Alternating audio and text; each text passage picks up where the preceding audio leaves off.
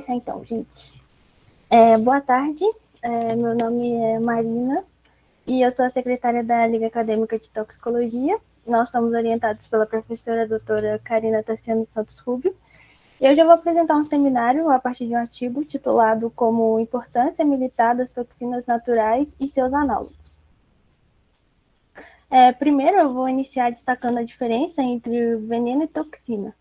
Veneno, que é um termo muito utilizado desde os tempos antigos, significa qualquer substância ou mistura de substância capaz de induzir uma resposta adversa em um sistema biológico. Já a toxina são produtos extremamente venenosos do metabolismo dos organismos vivos e elas podem ser, então, de bactérias, plantas, animais e fungos. Uma das características importantes da toxina é que elas servem aos organismos vivos como proteção contra predadores ou como ferramenta para caçar e matar presas. E acabou que as pessoas acabaram se familiarizando com os efeitos especiais dos venenos naturais sobre os organismos vivos, sem compreender ao certo seus princípios e começaram a usá-los para os seus próprios fins. E aí, com isso, as toxinas elas começaram a ser utilizadas para tratar diferentes doenças, para aumentar a resistência à fadiga mental e física, para reduzir a sensação de fome, para rituais mágicos e religiosos, para caçar animais, para proteção contra insetos e contra animais perigosos. Acabou que, infelizmente, as pessoas também começaram a utilizar as toxinas naturais para cometer suicídio, assassinato e também para travar guerras. E aí, com isso, as toxinas elas acabam se tornando um problema, já que quando se fala, né, de toxicologia forense, o principal problema relacionado é justamente o uso intencional de toxinas para causar danos, ferimentos ou mortes de seres humanos ou animais. E aí, tanto que a pesquisa e o desenvolvimento e a produção e uso de toxinas para os fins militares são estritamente proibidos por convenções e legislação internacional em uma grande maioria de países. Agora, entrando em questões históricas, muitas tribos indígenas que viviam essencialmente em vários continentes, né, elas desenvolveram técnicas de pesca por envenenamento da água com o uso de extratos de plantas que exercem efeitos de atordoamento. Como na Ásia, foi utilizado o suco das raízes deris elliptica. Em algumas tribos norte-americanas da região da Califórnia, elas utilizaram extratos da planta do gênero Croton, que continha corbol para pesca, e já as tribos africanas elas utilizavam substâncias venenosas para os peixes baseados em plantas do gênero Euphorbia. Na antiguidade, algumas técnicas que utilizavam materiais naturais eram também utilizadas para conflitos armados e guerras. E isso foi visto em um caso na Grécia, em que militares da Liga de Delfo eles envenenaram o rio Pleistos, que era fonte de água potável de uma cidade. E eles envenenaram com extratos do Elebore. E os alimentos também eles foram sujeitos à contaminação com toxinas para fins militares. E a origem dessa técnica ela foi encontrada em tribos indígenas, geralmente para proteção de animais selvagens, por meio do uso de iscas envenenadas. E essa técnica ela também foi observada nas tropas escocesas, que acabaram envenenando a comida do acampamento do exército invasor norueguês. A observação da natureza ela acabou como ataques de cobras ou outros animais venenosos, né? Ela acabou levando as pessoas à descoberta dos venenos de flechas, que eram usados para embebedar as pontas das flechas e das lanças também para aumentar a sua eficácia. E esse uso ele foi originalmente destinado à caça, mas também mais tarde ele foi utilizado para lutas. E se sabe que as flechas e as lanças envenenadas, elas não causam destruição em massa como as modernas armas tóxicas atuais, né?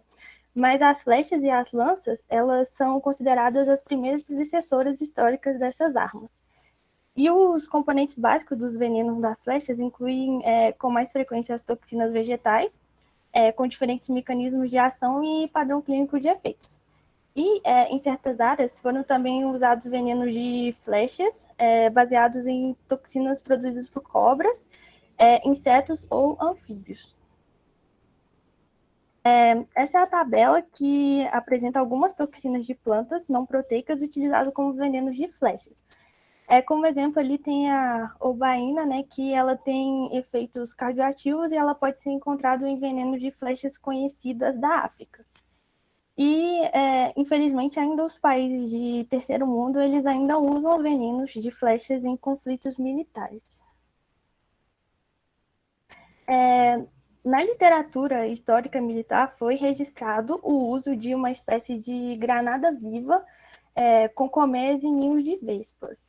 E também há registros de que um líder militar ele recomendou atirar embarcações com cobras venenosas contra os barcos do inimigo. E também há registros de que os militares atiraram em embarcações de barro cheias de escorpiões e outros animais venenosos contra um exército romano. Outros registros eles relatam que o uso militar do fumo tóxico era obtido pela queima de plantas venenosas, insetos e cobras e também de outros animais. E essas misturas elas eram geralmente lançadas à mão ou com a ajuda de catapultas. E também com a introdução da pólvora, foi encontradas granadas cheias de extratos de plantas tóxicas ou que produziam uma fumaça tóxica. Agora falando sobre as guerras industriais modernas, né, a Primeira Guerra Mundial ela trouxe um desenvolvimento dramático dos agentes de guerra química, que é o CWA, e o seu uso em massa, né, no campo de batalha. E os programas químicos dos países em guerra, eles não só incluíam o CWA, mas também as toxinas naturais. E aí o Serviço Americano de Guerra Química, ele propôs o Urishol para encher as granadas de artilharia, que é uma toxina que é obtida de plantas que causam bolhas no contato com a pele. É bem semelhante ao gás mostarda.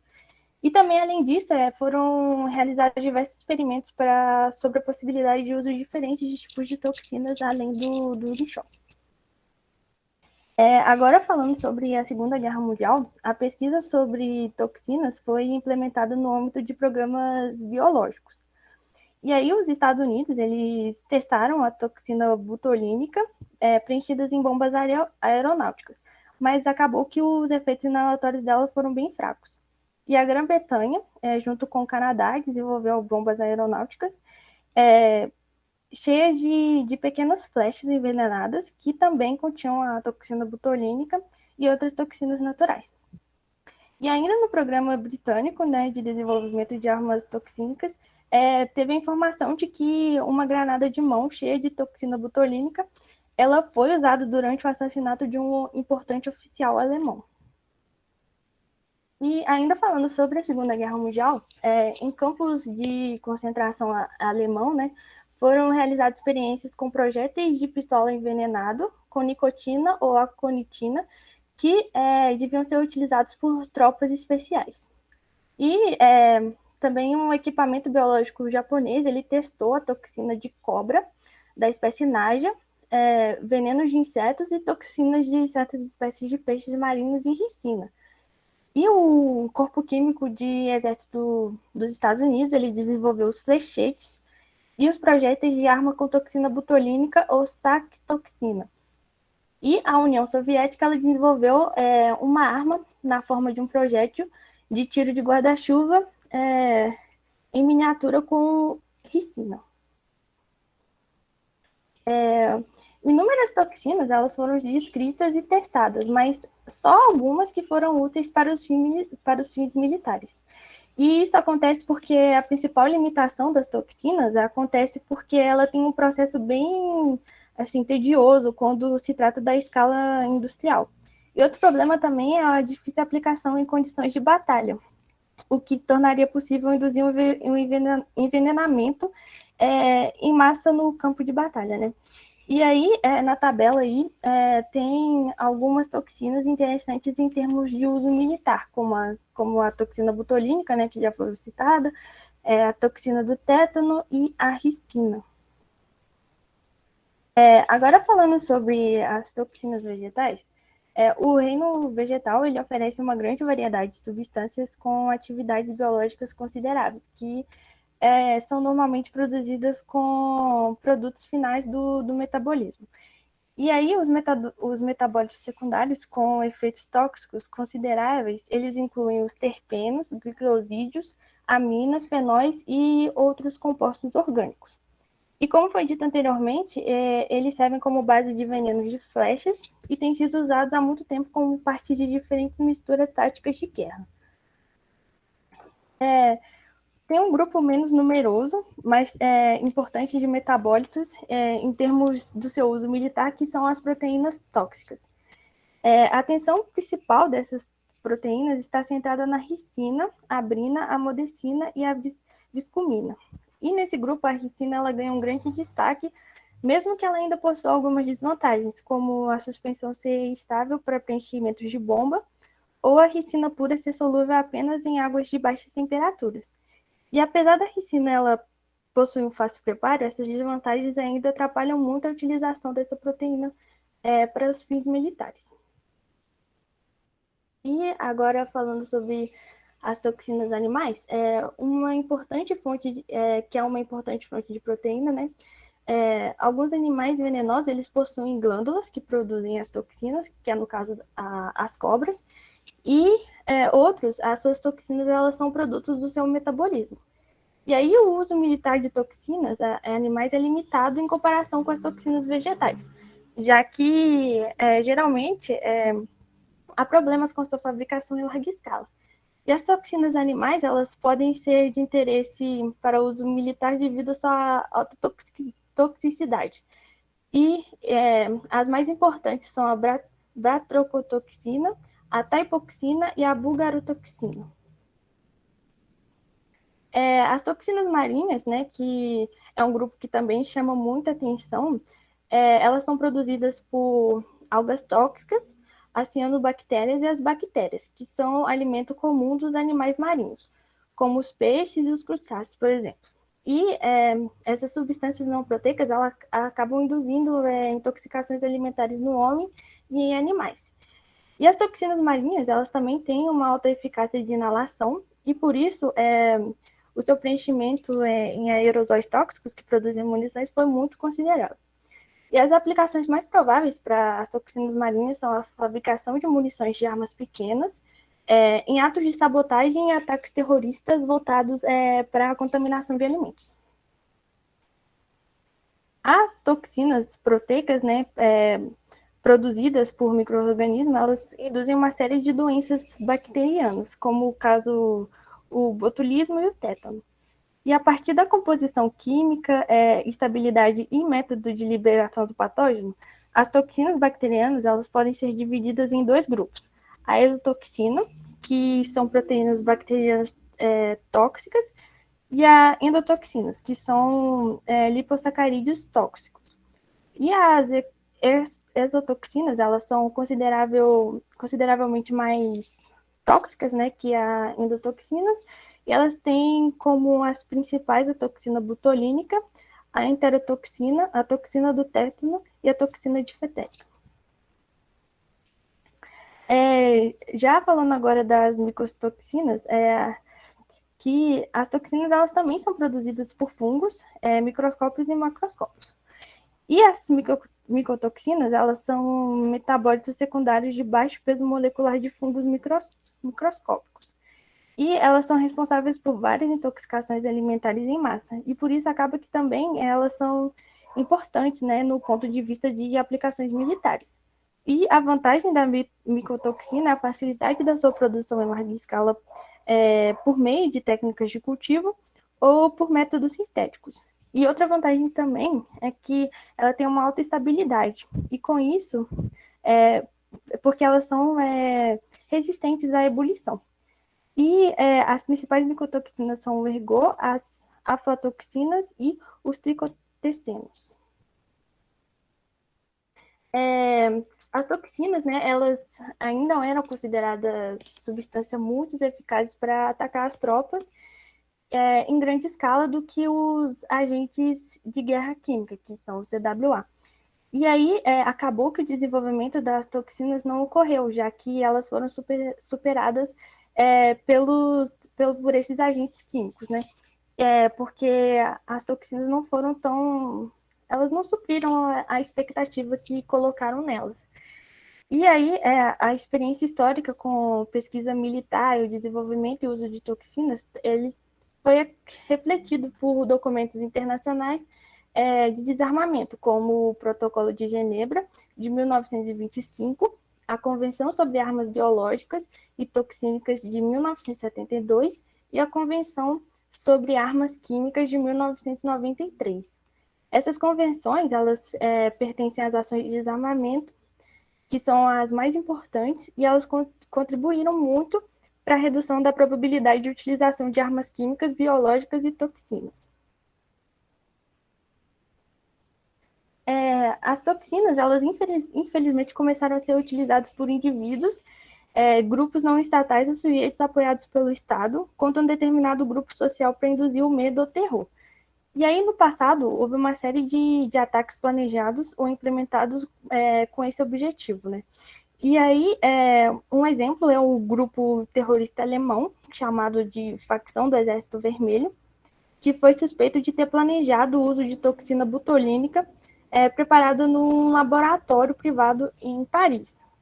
Outro exemplo também foi a facção japonesa, que utilizou a toxina butolínica também para um ataque no metrô de Tóquio. E outro grupo também que planejou o uso de toxinas fazem parte do movimento nacionalista antigovernamental americano. E eles planejaram o uso de ricina em solução de dimetilsulfóxido ou na forma de aerosol seco. E também, no decurso da Guerra da Chechênia, em 2001, as autoridades russas revelaram um plano de rebeldes locais que pretendiam utilizar ricina sob formas de munições mistas. De acordo com a OTAN, que é a Organização do Tratado do Atlântico Norte, as armas não letais são armas especialmente concebidas e desenvolvidas para incapacitar ou repelir pessoas, com baixa probabilidade de fatalidade ou lesões permanentes, ou para desativar equipamento com o mínimo de danos indesejados ou impacto no ambiente. E aí, muitas toxinas, elas são utilizadas em armas não letais e elas têm efeitos biológicos muito diversos sobre o organismo humano ou animal. E aí elas podem causar incapacitação física e também incapacidade biológica, psicológica. E as toxinas utilizadas como armas não letais, elas acabam introduzindo os chamados agentes antimotim, que significa qualquer agente químico capaz de induzir rapidamente a irritação dos órgãos sensoriais humanos ou causar enormes efeitos físicos que desaparecem a curto prazo após o fim de exposição.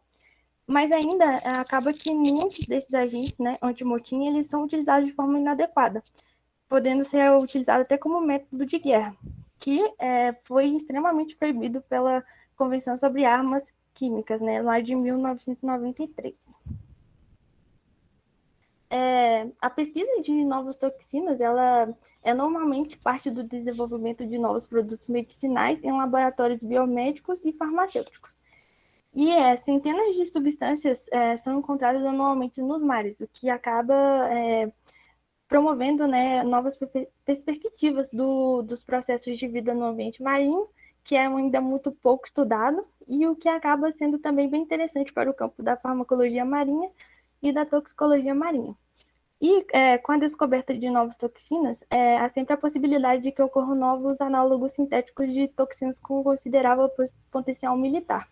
E também, além disso, por meio das modificações da estrutura química, um certo aumento da toxicidade pode ser realmente alcançado em algumas toxinas. Tanto que foi observado um certo aumento da atividade biológica com o aumento da massa molecular, por exemplo. Agora falando sobre a fabricação de toxinas, o método mais básico de preparação de toxinas é a produção direta de fontes naturais. E aí, os procedimentos biotecnológicos que foram propostos recentemente, eles são métodos modernos de isolamento e de purificação, que também é bem interessante para as toxinas. E muitas toxinas de baixo peso molecular, eles se tornaram atraentes para fins militares só depois de ter sido possível determinar sua estrutura química e de desenvolver um procedimento de síntese de química total. já que esse conhecimento ele reduz a dependência de fontes naturais e torna possível a produção de toxinas em escala natural. E um progresso considerável na tecnologia de produção dos compostos químicos e farmacêuticos puros foi alcançado através da utilização de métodos de microtecnologia química. E essa tecnologia acaba que ela é adequada para a fabricação de toxinas de alto peso molecular e também de seus análogos sintéticos. E também, né, o desenvolvimento da tecnologia da genética, ela tornou possível a produção de certas substâncias naturais com mais facilidade do que em qualquer outro momento, né? E o que é um grande facilitador quando se pensa nas toxinas. Agora, sobre as aplicações da toxina, a microencapsulação, né, que é a técnica de administração farmacêutica, que tem a finalidade da proteção da substância ativa contra sua degradação e a possibilidade de controle de sua liberação no organismo e também de um manuseio mais simples, ela foi utilizada de forma bem vantajosa para as toxinas, já que as toxinas encapsuladas, elas podem ter maior estabilidade dos aerosóis de toxina na atmosfera e um aumento da sua inalação, assim como uma eficácia maior percutânea, que são os principais problemas que acompanhavam, né, o uso de toxinas pelos métodos tradicionais. E o desenvolvimento da nanotecnologia, ela acabou trazendo receio de que ela também possa ser utilizada para o desenvolvimento de armas químicas ou biológicas, incluindo as toxinas, que podendo, por exemplo, aumentar a sua eficácia. E as aplicações militares de toxina, sobre forma de misturas táticas, elas oferecem outras possibilidades de aplicação militar de toxinas, já que as misturas adequadas aumentaram a estabilidade dos agentes químicos de guerra e melhoraram as características balísticas de munição, e proporcionaram também uma transferência mais eficaz dos agentes para as condições de guerra. E agora, falando sobre a conclusão, né, que é muito importante estudar textos históricos, manuais militares e notas sobre o uso militar de substâncias naturais, já que muitas ainda são um problema atual. E mesmo que a pesquisa, o desenvolvimento e a produção e o uso de toxinas para fins militares ela seja estritamente proibido, os problemas eles não serão resolvidos sem que esteja, né, uma discussão relevante. É isso. Essas foram as referências que eu utilizei. Muito obrigada. E qualquer dúvida, estou aqui.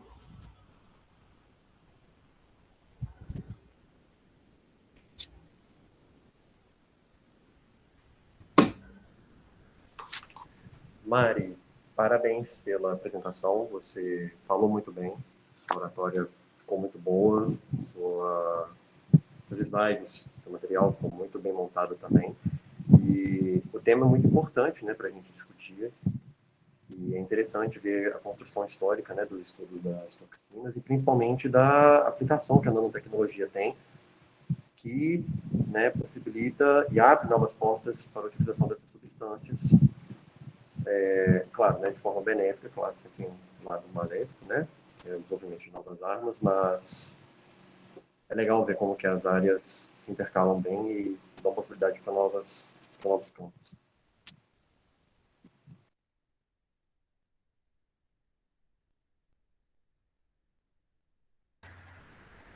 Parabéns, Marina, pela apresentação.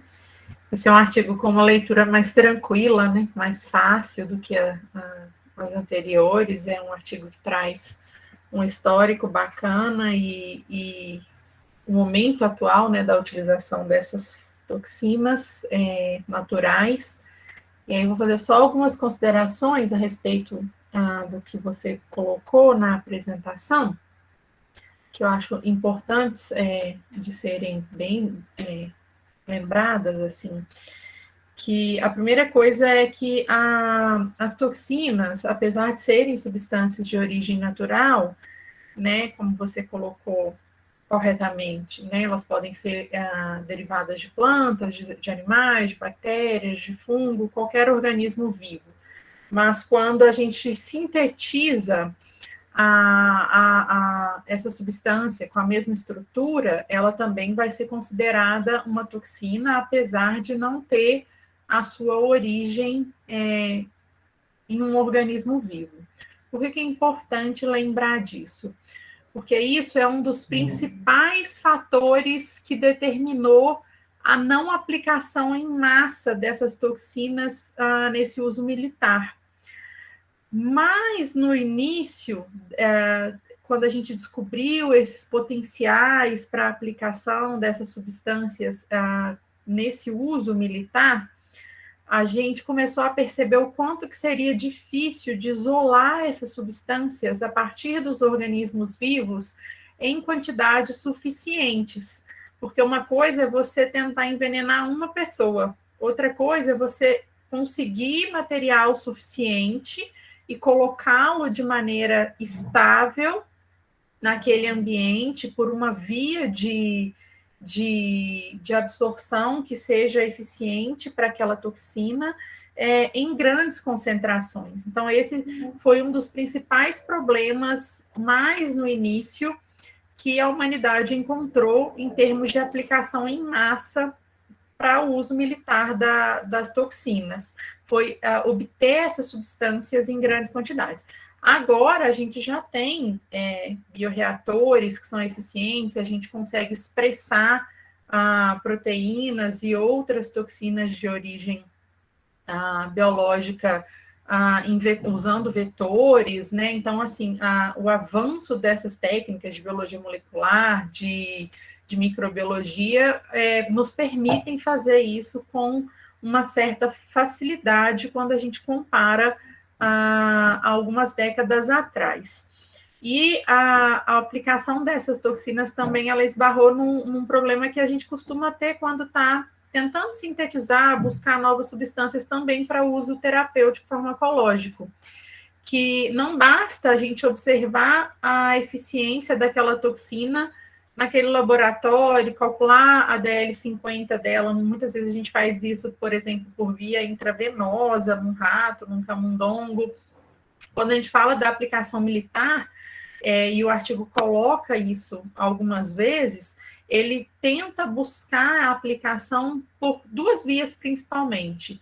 A primeira por via inalatória, que seria mais fácil você colocar essa toxina na forma de aerosol e aspergir sobre o exército inimigo, ou conseguir aderir essa toxina em projéteis, em estilhaços, para quando você explode uma granada, uma bomba com aquele conteúdo aderido das toxinas, você consegue, por uma via mais direta, a contaminação do exército inimigo, que é o que eles observaram que é a via mais eficaz, mas que também é mais difícil de ser feito, porque as toxinas, principalmente as de origem proteica, são muito difíceis de a gente manter estabilidade em temperatura ambiente, manter atividade em temperatura ambiente.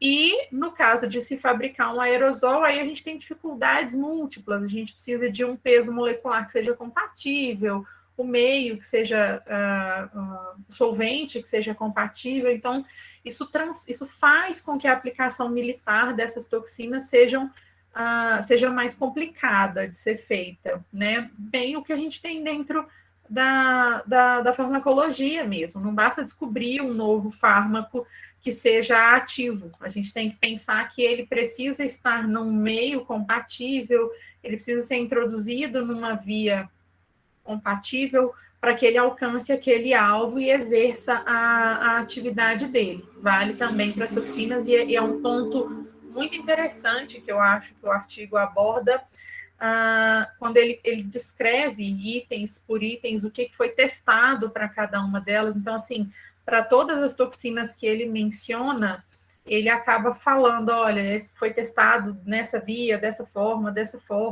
e não deu certo, então abandonou a aplicação. Então, por isso a gente tem poucas sendo aplicadas até hoje, só que hoje já nesse contexto que a Marina coloca mais de terrorismo, né? Uma vez que a gente tem vários tratados e convenções que proíbem o uso desse tipo de arma química, mas não é uma coisa tão simples de ser realizada, principalmente quando a gente pensa que tem que atingir um número grande de pessoas espalhadas aí num determinado território.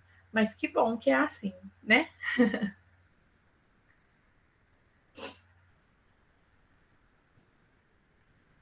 Eu achei interessante também a questão da toxina botulínica, né? Que ela foi usada muito para esses fins militares, e aí ela foi meio que deixada de lado por estudos e tal, e depois que alguns médicos foram estudar e viram que ela era para rejuvenescer também, usada para espasmos musculares na região do rosto e tudo mais, eu achei bem legal. Isso é bem comum, né? A gente descobre uma substância e vai testando todas as aplicações farmacológicas e não farmacológicas que ela pode ter, mas isso não é feito de uma vez só, né? Normalmente a gente vai descobrindo isso aos poucos, assim, começa com uma aplicação, não deu muito certo, mas viu que ela funciona bem com um outro mecanismo de ação, numa concentração diferente, por outra via, e acaba testando. A gente tem vários exemplos, né, de toxinas, inclusive, que acabaram virando fármacos, virando medicamentos, mas que no início não foram pensadas dessa maneira, ou que foram pensadas inicialmente como medicamentos e depois tiveram o uso voltado para outras finalidades.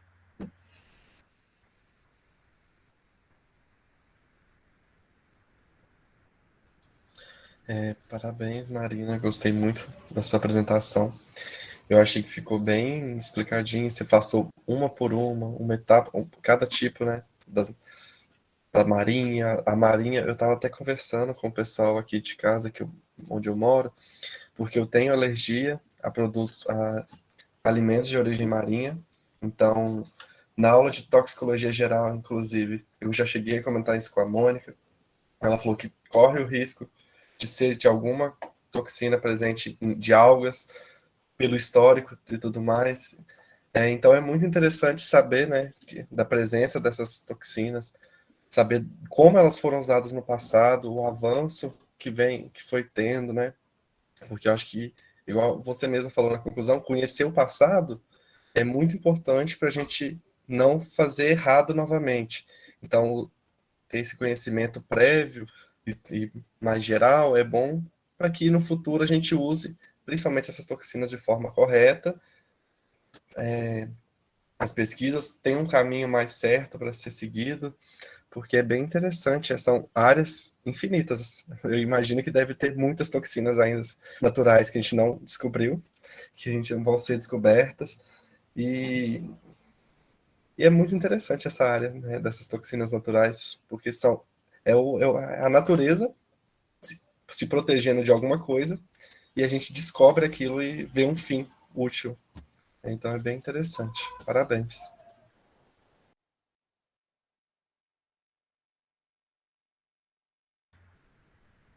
Alguém mais vai fazer alguma colocação? Ou eu posso? Também achei muito interessante o tema, porque a gente sempre vê isso em filme, até documentários, né? Igual o Breno foi de toxicologia.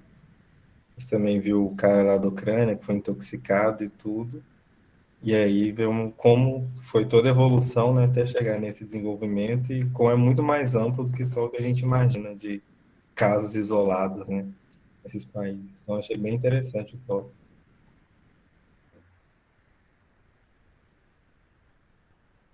A gente tem visto alguns casos que tomam conta, né, da mídia, isolados, como foi nos Estados Unidos, uma época que estava todo mundo com medo de receber um envelopezinho com... Era o quê? Agora me deu um branco, fugiu. Era ebola? O que era? Não lembro. Uma época que alguém recebeu do governo, foi enviado, alguma coisa assim, e depois todo mundo... Tinha gente até que pregava trote, fingindo que enviava um pó branco e fingia que era um... Eu vou lembrar o que era, agora me deu um branco, eu lembrei só do caso, mas não lembrei do agente. O primeiro era de verdade, depois surgiram vários trotes, assim, ao longo do mundo com essa piada de mau gosto, vamos dizer assim. Mas a gente agora é comum a gente ver esses casos mais isolados de terrorismo mesmo, né? Eu vi aqui que era ricina.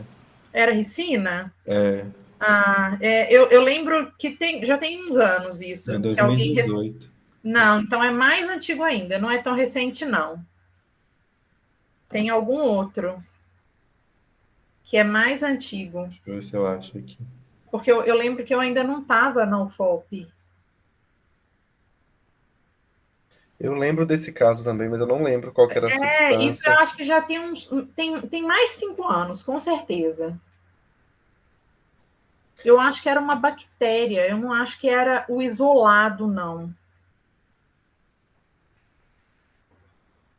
Não lembro se era. Eu não vou lembrar. Depois que eu lembrar, eu envio no grupo. Deixa eu só pausar a gravação, já que a gente não está mais. Eu vi aqui um caso de 2001 que é carbúnculo.